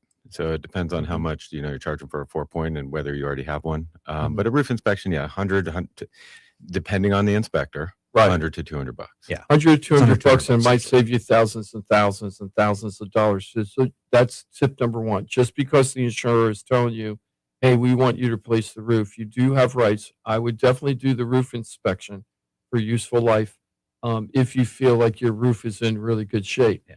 I think I'll just one more thing. You have to look at this and think like an insurance company. Insurance company is just gonna, if it's 15 years old, they're gonna flag it. Like their system is designed to just, hey, this is getting older. We got to start paying attention to this. And it doesn't mean that you're all of a sudden you can't get a better rate. It's just they're just doing their, I'll I'll say their algorithms are flagging different properties like, hey, the roof is now at this age. It's now to them, because they're looking at this from a business standpoint, they're like, it's a calculated risk now that comes into play. So that's where you have to be your own advocate. Do that. I know it sucks that you have to pay $150 to $200 for an inspection, but if it saves you from having your insurance rates go up dramatically, it's money well spent. I mean, I say you get that notice in the mail, call me. Yeah. Right. Because this isn't a rule, right? Like where every single carrier's, that is the, like there's a rule and everybody that's 15 years is going to get this letter. It's more carriers rate things differently. They all do something different. Mm-hmm. So just because your carrier sends you that notice doesn't mean that, oh my gosh, your house is now uninsurable or anything like that. It's, maybe that carrier just has an issue with 15-year-old roofs and the next carrier loves 15-year-old Well, roofs. that's what I was going to ask you. Just because you have a carrier that says you need to replace your roof because it's past 15 years or hits 15 years, can somebody call you and see if other companies will take the roof as it is? Absolutely. No problem. And there probably will be companies that will most of the time, right? Absolutely. Yeah. So there's all these options, and you don't read about this they don't talk about any of this in these news articles, right? It's just like, oh my God, if you got your useful life, your warranty on your roof is 30 years and only giving you half the life of the useful life of the warranty. And it's like, doesn't make any sense. It's 30 seconds on TV. They're just getting the headline. Yeah. That's it. So the reality behind it is something different.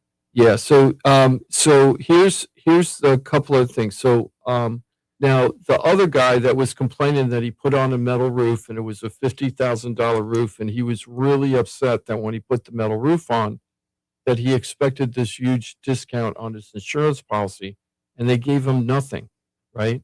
And I was like, they gave him nothing because he put on a metal roof, right? They didn't give him any extra because it was metal. And the whole point of his point of view is that his roof was warranted for up to 40 years or 50 years, and it's supposed to be super strong and better than an asphalt shingle roof for hurricanes. And he's like, why am I getting a discount and spending all this money?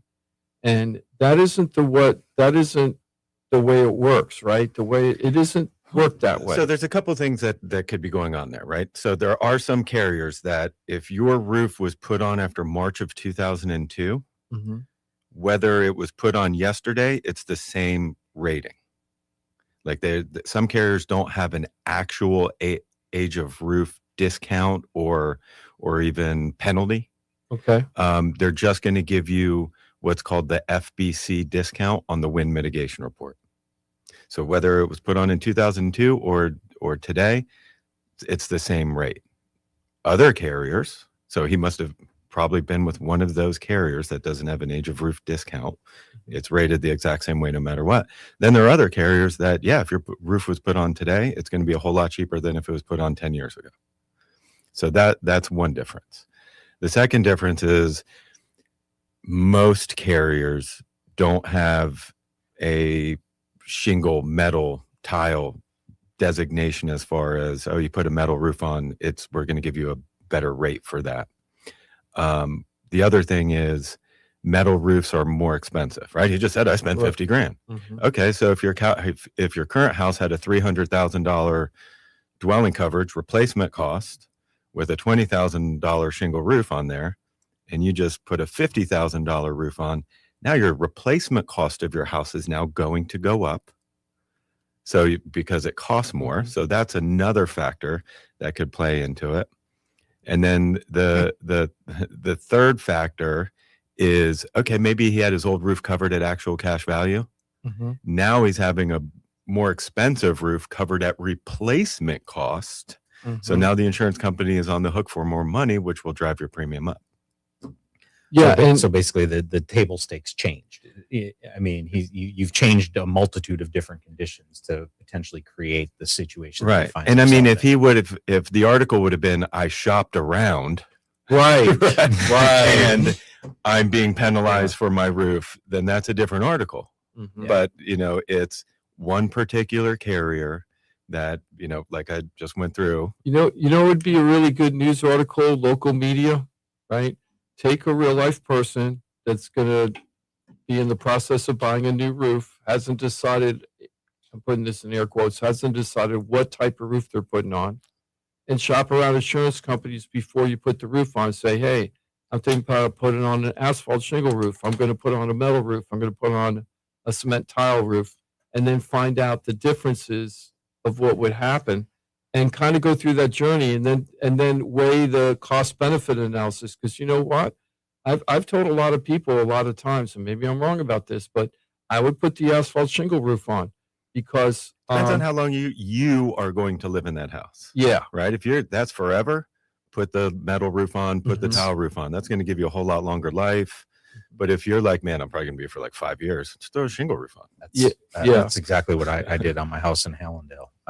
You put the shingle on. The shingle. I wanted the metal roof, but I wasn't going to stay there. So I knew my time there was limited. So I was like, why am I going to put on the expense of that roof? Yeah. And the one thing I'm noticing is, so it seems like insurance companies tell, because I'm doing this off the article. Okay. And they did mention that with the guy with the metal roof on WPTV, they did mention that one of the reasons why the insurer said that they couldn't, that he didn't get a quote discount is because now he had higher replacement costs because the roof is more expensive. So that was a factor. But my question is if a metal roof or another type of roof system than the traditional asphalt shingle costs twice as much as the regular roof, right? So let's say asphalt shingle is 20, metal roof is 40, right? The metal roof, let's just say in this example, you get 40-year useful life, and the asphalt shingle, you only get 25 years warranty. 40 years warranty, 25-year warranty. The metal roof, I read in the article, most insurance are going to give you a longer life on that. So they're probably not going to send out that letter on the 15th year. It might be the 20th year or the 25th year, right? Is that how it works? Yeah. I mean, each company is going to, give different useful lives to different roof types. But yeah, I mean, I've seen 30, 40, I've seen unlimited on what they consider a permanent roof, like a tile or a metal, where they're just, I don't care how old it is. Right. You're going to get rated for it, obviously, but it's still eligible. Right. So compared to, you had to have a 1-year-old roof 5 years ago. Yeah, exactly. There were companies that didn't want to insure if you didn't have a 1-year-old roof or younger. Yeah. Or younger, not or older or younger. It's like, what am I going to do 6 months from now after I get your insurance policy? Then what are you going to do to me? But it is frustrating, and I understand people complaining. But when you're complaining about things that, to me, it was like, oh my God, this is just negative. I saw that, and I was going to be, I had like kind of written out I was trying to do it, like comment on it, but then I got sidetracked or something, and I would have been like the 6th or 7th comment. And then when I finally realized I forgot to do that, and I went back to it and I looked at the comments, and everybody's like, I called my insurance company first and, had the discussion with them, and like, people were kind of onto it, kind of like, why didn't this guy, do all this stuff that we're talking about? Yeah. And so you need to do that. You have to be informed. The other thing though, is what I'm wondering is, if you do the asphalt shingle roof, and if there was only, like, say, a 5-year difference between an asphalt shingle and a metal, I would do the asphalt shingle. And the reason why is that for the amount of savings you get for the asphalt shingle roof compared to the metal roof, if you're only getting 5 years extra life, to me, I'd just put the shingle roof on, because when you replace it, you don't want to pay the extra amount, right, just to get extra 5 years out of life. So there are all these decisions to make when you're doing this. And it isn't just, hey, I'm putting on a new roof or a better roof. Now, here's the thing. I'm sure the guy who put the metal roof on, I'm sure they had a really good roofing salesman. Because when he was reading the quotes about, I have the best roof that's on the market, you can't get a better roof than I have and stuff, I'm thinking, yeah, that was the salesman telling him when he bought it. Well, I was thinking about that too. I mean, I wonder if, because we're not saying the name of the company, right? No, the roofing company. Right. So, we're not, I'm not saying that they did this, but is it possible that they put it out there that you could save money on your homeowner's insurance? I mean, you definitely can. I mean, you definitely can. I mean, not for this particular carrier, obviously, right, but I guarantee if he called somebody else, he's going to get a lower rate. Yeah, you're probably right. So, hey, Mr. Homeowner, if you're listening to us and WPTV, you got to give us a call, and then we're going to fix your problem, and then call WPTV back. Okay, go, never mind. I mean, I do. My clients call us all the time. Hey, I'm thinking about putting on a new roof. How does that affect our policy? Oh, awesome. Here you go. Now you have an educated decision. Exactly. So let's go into a little bit of home hardening also, because I really appreciate Dave doing this. Anytime we could try to save people money, and I forgot about this program, and so I did some research after he told me about it. Okay, so let's see. So if you have a property that has a value, which has a homestead exemption, but it has a value of $700,000 or less, you're able to use this home hardening program in Florida to buy impact windows, shutters, panels, impact resistant doors, impact resistant garage doors, windows, glazing or door systems for houses, for doors that have the little eyebrow thing in, you know what I'm talking about, the glass. I'm having a very hard time talking today. It's like, could I just go to sleep now? So, but they have all these different products out there, and you can get a full sales tax exemption if you buy this stuff. So my question is about this program is, if I go from shutters to impact windows, or shutters, I should take this back. If I go back from steel panels to impact windows, or steel panels to accordion shutters, something like that. So I already have hurricane protection, but now I have a different type of hurricane protection. Am I going to get any kind of discount for that? No. Right. It's the same. So if you already qualify for shutters, whether it's accordion or you got to put up those panels, and you want to get impact glass, there is no difference in discount. Even if you keep the shutters over the impact glass, no difference. Okay, so that's an important. Now, let me ask you this. Let's say that you have a regular sliding glass door. Let's say the whole house is covered. So I'm using this one example, but the rest of the house is fully protected, okay? So let's say I have sliding glass doors, and now I'm putting impact sliding glass doors, right? But they didn't have a panel on it, right? So let's say that the windows and the sliders are being protected, and they had no protection at all. Almost anything you do that meets hurricane code to protect those windows and openings, you will get a discount because you had no protection at all. Right. The opening protection discount is an all or nothing discount. So the extreme example is you could have shutters over impact glass, over every single window, over every single door, but you've got a skylight. That's an opening to the house that most of the time they do make impact rated. We do see some impact rated skylights, but most of the time that's going to be the weak point and disqualify you for it. So in your case, everything is protected except for the sliding glass door. So once you protect that sliding glass door, now you'll qualify for the discount. Yeah, because that was the one thing that was missing in my all example. Or nothing. Yeah. Now, let's say I didn't have any impact protection on anything, and then I replace the sliding glass doors, but I don't do anything with the windows, and I just replace the sliding glass doors with some type of protection. That isn't going to really help you. It's all or Every nothing. single glazed opening. Right. So that's basically a window needs to be protected. And that includes the windows, if you have them, the lights that are in the garage door. You know how they have sometimes the not lights, but windows in there. Decorative glass. Yeah. The eyebrow glass on your front door. Sometimes you have that, or let's say a cabana door for a cabana bath that's going into the pool. Sometimes they have glass.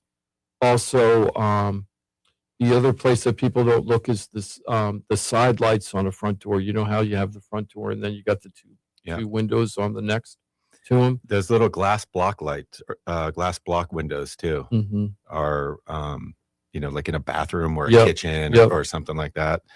A lot of times those will get you. So you got to do all of it.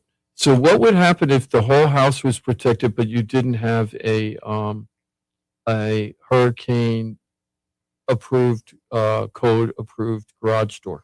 So most of Palm Beach, Martin, and Palm Beach and North, basically. Most carriers just require all of your windows, or what we call glazed openings, to be impact rated. So all the solid openings, like a door, garage door, things like that. In Palm Beach County and North, most carriers are going to give you the opening protection discount. When you get into like Broward and Miami, they're going to want everything to be impact rated. All the doors, the garage door, obviously the windows, everything needs to be impact rated to get that discount. You really got to talk. So if you're thinking about doing these home renovations, you really got to talk to your insurance person and not just your contractors before you make the decision on what you're going to spend. If you're doing it to save money on your insurance and not just doing it for the sake of protection, you really Call need your to talk insurance to agent. I had somebody tell me that they were going to do spray foam, and I was like, I don't know, man, I wouldn't do it because in 5 years you may not be able to get a wind mitigation report. And the contractor called me and they're like, I've never heard of that. And like, what? I'm like, do you do insurance every day? Right. You know what I mean? Right. Like, And the reason why you're saying that, you can't see how many nails they were in the sprayed, field they and covered, everything. like all the wind mitigation credits besides the opening protection. Everything is in the attic. Right. So they're looking in the attic to see, all the attributes. So if you spray those with foam, can't see them. Yeah, and it's funny when you talk to a lot of home improvement salespeople that come to your house. Some of the stuff that they tell you is pretty amazing. One of my favorite is solar panels. The salespeople talk about all the great benefits about it, how the loan itself, if you're doing it through a loan, because they're very expensive. These loans are like $40,000-$50,000, sometimes more. So they're like, don't worry about it. You'll just don't put it on a loan and it's assumable. The new person, they can take over the loan afterwards. Don't worry about it. I was like, have you talked to a mortgage company? Because the mortgage company is going to say, no, we're not including that as part of the purchase of the house. You got to do that separate. And we're not taking care of that. And, that's the first complaint. The other thing is a lot of buyers don't want to pay the continuing cost for a solar panel system that they didn't want to buy for themselves. Their attitude a lot of times is a buyer will say, hey, Chris, you put on that solar panel, you pay for it. I'm not paying for it. You put it on. I didn't need a solar panel system. It's nice that it's here, but I'm not paying for the difference. And then Chris has to eat it. It happens all the time that way. So you just have to be really careful and talk to a few people before you make the decisions of these big purchases. Are they still a big deal? People still buying a lot of solar panels? I feel like it's kind of that, like. I'm just glad that I haven't had one in like 2 years. I'm just glad that I haven't had to deal with it. Yeah. I had this one guy, Kenny. He had, and another couple, they both had solar panels. I was dealing with them the same year. It's probably like 23, 24. And both of them, they're salesmen, different salespeople for that product. They just had them all hoodwinked that this is the greatest thing since sliced bread, and it's going to make it easier for the house to sell, and you're going to get more money because you have the solar panels and blah, blah, blah. And it didn't work out that way, and they were really upset. And they're like, why don't people see the value? Because a lot of times the people that put on the solar panel system for their house, they're spending a lot of money for that, and they really feel strongly that they wanted to do it. They're like greenies, right? Yeah. They're like real greenie people, and they really feel like they're helping the environment, or they really think that it will help them out for cost effectiveness in the long run, which it will. But that monthly payment outstrips all the savings for so many years. So if you're not buying it cash, it's really not the savings you think. Whatever savings you get on the electric bill, you're paying that in the payment of the and of more the panel usually and installation. more. And then and then if you have to sell, and then you're trying to get other people to buy in that, hey, this is a really great thing, and you should let me pass the costs on to you for your long-term savings. And the finances just don't usually work out right for it. And both of them, one of them didn't sell. One house, Kenny's house, I couldn't sell that house because nobody wanted to buy it because of the solar panel system. And then the other couple, we did get it sold, but they had to eat the solar panel, right? They had to eat it, and they were not happy about it at all. And what really got me bummed out is that couple. They were like preachers, and they came down here to like run a church, and then they had to end up moving back to Georgia, and it really was a very big financial burden for them. And they thought they were doing it to save money, and it costing them a lot of money. And I felt really bummed out about that. So with this, home hardening program, it's basically a savings for taxes. All you're doing is you're not paying sales taxes on these products. That's what you're getting. And it's good through July 1st, 2026, all the way through July 30th, 2029. So if you're thinking about doing these kind of repairs, Couple that with the MySafe home. MySafe Home. Yeah. Yep. Then you're really getting some. Yeah, you're really doing some stuff there. So if you're interested in finding out more about this, just give us a call, and we'll get you to the right places to get the information that you need. Okay, we're just one phone call away, guys. That's all you need. Now, are there any other myths or things, Ross, that you feel that we should be bringing up on this subject right now? No, I mean, things are getting better. I mean, that's the gist of it. And if you're not checking to see if you've got the best rate, then you're probably paying too much. Yeah. So you really got to check it out. And all you got to do is call or email or use the contact form on Florida Talk Real Estate.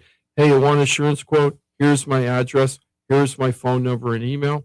The reason why we ask for your phone number, guys, a lot, sometimes my email goes into your junk through our contact management system. So phone number is really important. So don't hurt yourself by putting in a fake number but a right email thinking that you don't want to be bugged, because then you might not get the email at all, or it might be in your junk and you don't even know it. And you're thinking, oh, those guys, they never sent me the information, when it wasn't true. I had no way to contact you. When you give me your phone number, I usually don't call you. What I'm going to do, I'm going to send the email out to you and Ross to get you guys hooked up so that you can get the information you need. But then I text you to tell you, hey, sir, I just sent you an email from Jim at FloridaTalkRealEstate.com connecting you with Ross. Can you please confirm that you got it? That's all I'm doing. So give us a call. We'd love to help you out. We already saved $314,000 this year. And when I say we, I don't mean we. I mean Ross Kamaranis from Brightway Insurance, Juno Beach. He's the one that's doing it. All I'm doing is pushing the information over him so that he can swing it out of the park. So please, we love helping people save money. Give us a call. We can help you too. 888-973-7828. Thank you. Ross, can I just tie those two subjects together real quick, which is solar panels and homeowners insurance? Do solar panels do any harm or, increase homeowners insurance because it's mounted to the roof? So again, it's going to be carrier specific. Okay. Some carriers don't like them, and depending on what type of roof it's on, will also affect it. Some carriers will say, okay, we'll cover them for damage. You got to include them in when you're doing the replacement cost estimator. Okay. So that will increase your replacement cost by having those on there. And then there's some carriers that say we don't care about them, but they're not covered.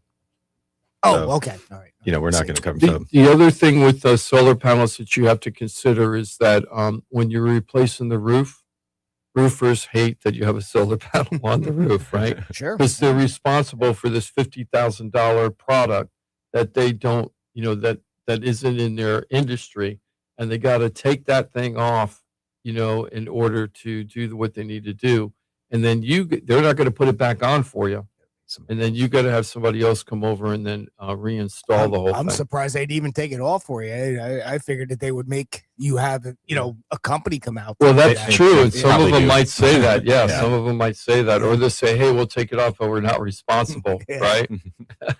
I Crazy. had It a friend of slides down mine. the roof and onto the floor. Not our problem. I had a friend of mine that worked for a solar panel company, and she told me if you ever wanted to do it, she always recommended that you get ones that are mounted like on a pole that's separate from the house, and that eliminates some of those problems. And you might still be able to reap the benefits of having solar power. Yeah. It's just a thought. Yep. So if you have any questions about this stuff, you have insurance questions, we're here for you. We're your resource, one-stop shop to get all this information. And we give you the information for free, and then you make choices. Sometimes you work with us, sometimes you don't, right? But at least you're getting the information that you need so that you can move on with your life and make the right decisions. And that's what we like on this show. Now, wanted to talk about, I can't do the shout out yet because Paul is closing on Monday. I also, like Chris, had a closing that was supposed to happen yesterday and did not close. It's going to close tomorrow. Now, Paul was very bummed out about that because he was counting on the closing money to do other things after closing, and now he can't. Now he's got to wait the whole weekend, and it's frustrating, but it happens once in a while. But the thing that was most frustrating working with Paul is that he got in trouble with he had a very severe accident, and he had surgeries, multiple surgeries. He still needs surgeries, and he really hasn't worked full time the way he normally did. So as he was selling the place, he got behind on his HOA before he met me, and he was late on the HOA. And his family has owned that place for over 30 years. So when he was late, he would turn in the HOA's money with the monthly fee, but it was late. And then the front desk would say, don't worry about the late payment. You've been with us, your family's been with us 30 years. You didn't pay that late. We're just going to ignore the late fee. But now that we're closing, the HOA attorney, nope, you're late on everything.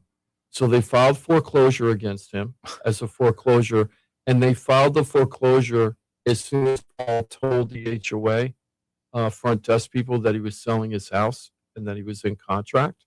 And that's when they filed the foreclosure. Now, here's the big thing about that. When attorneys for either the bank or HOAs or whatever file the foreclosure, the attorneys that they hire to do that, there's court costs and legal fees for filing the documents into the courthouse, the process servers if it's needed, all the other things that are involved, plus the legal cost of drawing up the documents to get the foreclosure going. And I kept saying to Paul when we were going through this, you got to communicate with your HOA properly. Tell them that your house is on the market, then it was like we sold it pretty quick. So it's like, tell them that the house, we're going to be closing in 30 days and they're going to get all their money back. And he kept saying, they're going to be fine with me. They're going to be fine. And then they did file the foreclosure right before we closed. $4,600 for nothing, right? 46. Now, this guy's not a wealthy guy, right? And he's not selling some Taj Mahal. It's a regular home. Now, $4,600 is a lot of money to anybody, but specifically to Paul. And he had to pay that because I told him, I go, look, the attorneys, that's what they do for a living. That's how they make their money. They're not going to go, oh, don't worry about it, Paul. Everything's going to be great. You've been here for 30 years. Maybe the front people know you and love you and like you and you're a great guy. But that attorney, all he's looking for is he wants his money. And that's what he gets paid to do. So if you're, the reason why I'm bringing that up, there was an article that came out from Yahoo Finance. Nationwide, HOA foreclosures jumped nearly 40% nationwide as associations get tougher on unpaid dues, right? So there is a big spurt right now where HOAs are really putting the hammer on owners that are late. And here in Florida, obviously it's even worse than other parts of the country. But these fees, they're just these fees that they charge in order to start the foreclosure process. Even if you don't conclude the foreclosure, you pay off the problem before you get foreclosed on, before they smack the gavel and say, you lost the house. Still fees incurred. Yeah, there's still tons and tons of fees. And what I always tell people, it's like a ticking clock that never stops. Tick, tick, tick, tick, tick. And every one of those ticks is money coming out of your pocket and going into the attorney's fees and everything else. So one of the things we had to decide with Paul is what price we were going to put it at. And he wanted to put his house at a much higher price than I wanted because he felt that he really knew the market better than me over there. And I was afraid. I said, look, if we put it on the market for your price and we're wrong, you're going to be sitting there for a very, very long time and you're facing a foreclosure, we don't have the luxury of just figuring out what the market is. We got to know the market, take control of it, and get this household, because trying to make an extra I told them before the foreclosure people foreclosed on them, I'm like, trying to make an extra 5 or 10 grand, you might lose more than 5 or 10 grand just from the foreclosure costs while you're waiting to get that extra money. He Paul was great to work with. We put it at a price higher than I wanted, but we dropped the price very quickly once we started getting some feedback, and we were able to get the house. So I think we sold the house in 15 days or less. We got it, and we did have a price drop, and we got like 99% of whatever we dropped the price to. We got that number. Then the house didn't appraise. And I was really surprised about that, because I had just sold the house behind him, and that one appraised actually $7,000 more than this house. And that house I sold 4 months earlier, and this neighborhood hasn't been going down. But for whatever reason, the appraiser didn't do it. The good news is it appraised enough that we could close, and we didn't have to worry about going back and reorganizing everything.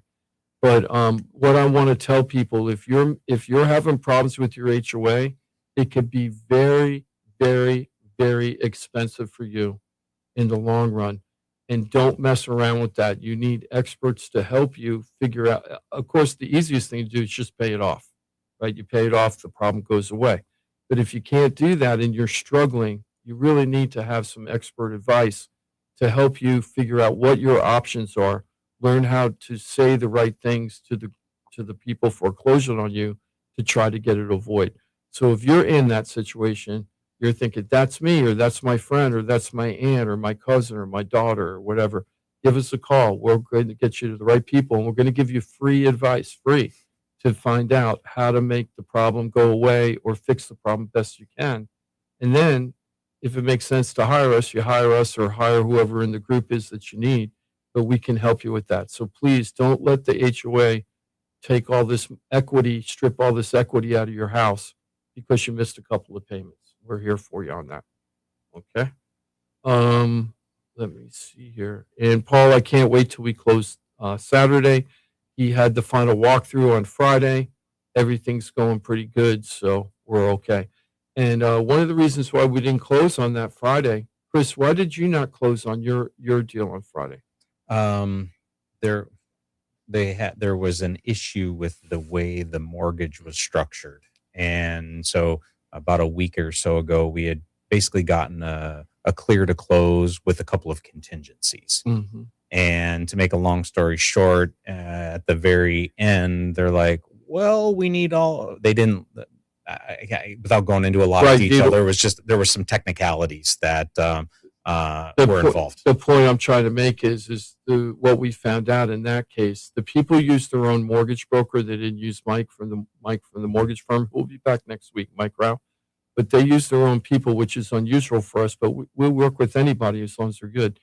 But the people that prepared the first mortgage company that prepared that package for the couple to buy the house, according to the new mortgage company they hired, they didn't fill out the package properly, so it was denied, and it was going to be a mess to fix. Mm-hmm. So what the family did, and they did this week, and they were supposed to close Friday, Chris's people went and found another mortgage company.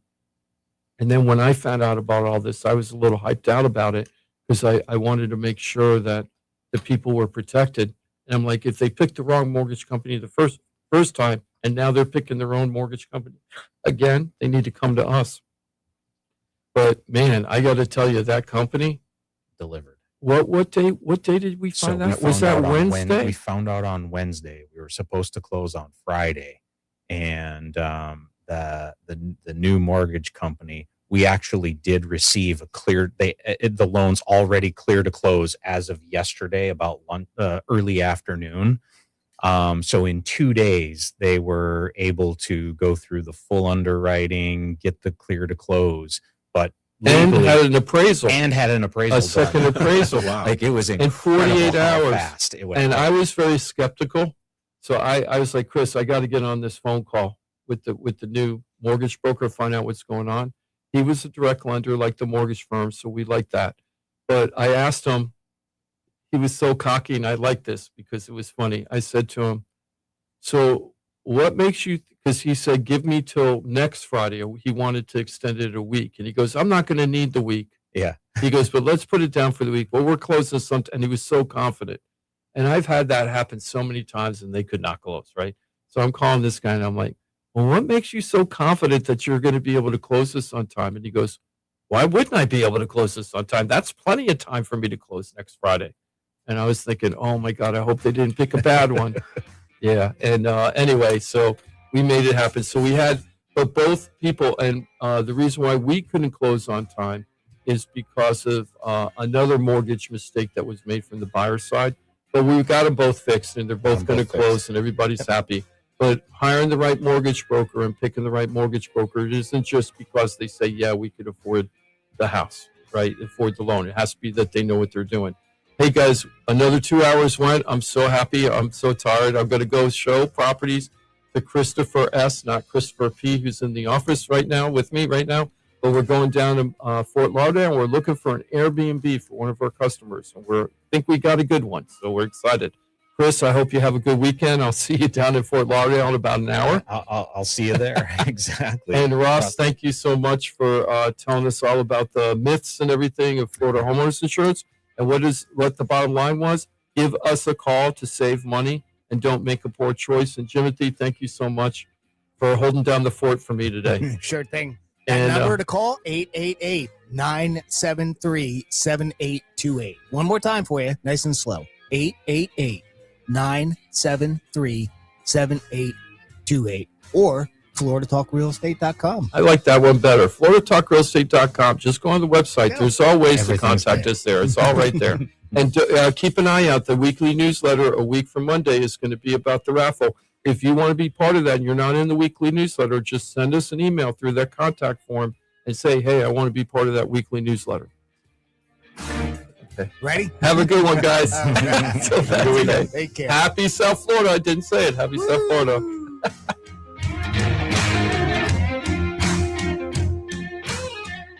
Be like the smart kids, like the summa cum laude of your workplace. What? Tell your smart device to play Real Radio 92.1 on iHeartRadio. Training camp is open. The countdown to kickoff is on. And it's time to get in the game. iHeartRadio is the official home of the NFL Podcast Network. We're obviously incredibly